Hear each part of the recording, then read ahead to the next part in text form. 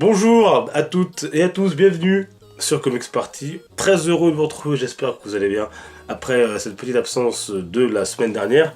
Et cette semaine, on attaque du lourd puisqu'on va parler de l'univers de Watchmen. Très heureux de vous retrouver pour reparler de cet univers dont j'ai pas encore parlé. En plus, c'est le jour de mon anniversaire, alors je me suis fait plaisir et j'ai choisi de parler d'un personnage que j'aime beaucoup, qui m'intrigue énormément. C'est lui, c'est le docteur Manhattan. On se plonge donc ensemble dans son histoire. Le moins que l'on puisse dire, c'est que la galerie des personnages de Watchmen est très intéressante. Et s'il y en a un qui m'a particulièrement marqué dans les comics, comme dans l'adaptation de Zack Snyder, c'est bien sûr le Docteur Manhattan, créé donc par Alan Moore et Dave Gibbons à l'occasion du comics que je viens de citer, et qui plus tard a également eu son développement, et plus encore dans le tome qui lui est dédié dans la série Before Watchmen. Si l'on peut qualifier le personnage d'être omnipotent ou de dieu vivant, il n'en reste pas moins à l'origine un simple être humain comme vous et moi. Celui-ci est né en 1929 et s'est nommé Jonathan Osterman et était physicien nucléaire. Lui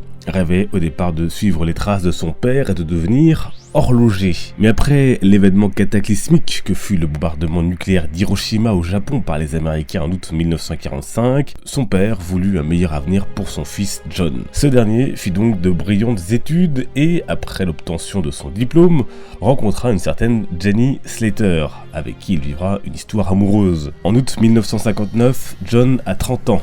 Et sa vie va basculer à tout jamais. Bloqué dans une pièce où se déroulent des tests nucléaires, il est désintégré. Mais au bout de quelques temps, il reviendra, d'abord sous la forme d'un spectre puis d'un squelette, avant de revenir métamorphosé, le signe le plus évident de son nouveau statut étant la couleur bleue de sa peau. En 1960, son existence est révélée au monde. Celui que l'on nommera Docteur Manhattan, notamment en référence à un projet militaire concernant l'arme nucléaire, va devenir le protecteur et l'arme des États-Unis dans cette période de guerre froide. La même année, il va rencontrer des justiciers que vous connaissez bien, mais à l'évidence, il sera bien au-dessus de tout ça, puis tombera amoureux d'un de ses membres, Spectre Soyeux 2, Laurie. Il ira donc également au Vietnam, servir les intérêts américains des USA aux côtés du va-t-en-guerre des Watchmen, le comédien.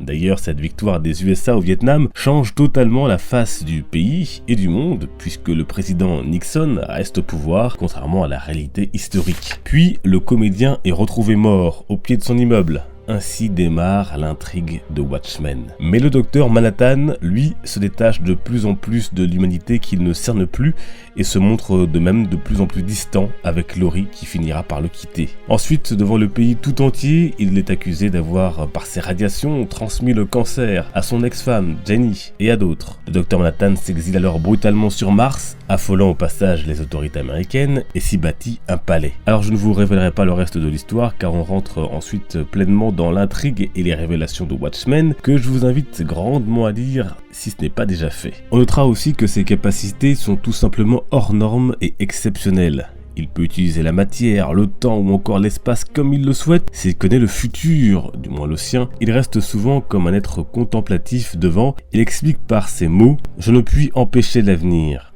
Pour moi, il se produit déjà ». Alors il peut également régénérer son corps, se téléporter, il est télékinésiste, peut changer de taille et désintégrer tout ce qu'il souhaite et peut aussi créer des champs de force. Dans le film de Zack Snyder sorti en 2009, 10 ans déjà et oui, il est interprété par Bill Crudup. Son histoire est la même s'il y a quelques différences dans son traitement. On notera des scènes marquantes avec le personnage, affublé d'une bande de son des plus saisissantes. C'est sans doute l'un des mieux développés dans le film selon moi. Il ne reste plus maintenant qu'à découvrir dans les prochains mois la série originale Watchmen de HBO, qui tout en reprenant les éléments de l'histoire, devrait se dérouler après les événements racontés dans les comics et le film.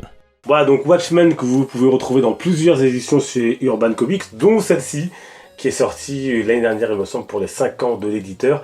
Il y aura une nouvelle réédition, je crois, en septembre de Watchmen, cette fois-ci en noir et blanc pour les amateurs de comics, donc pour découvrir toute cette équipe et donc notamment le docteur Manhattan. Voilà, dites-moi ce que vous en pensez dans les commentaires et quel est d'ailleurs votre Watchmen préféré.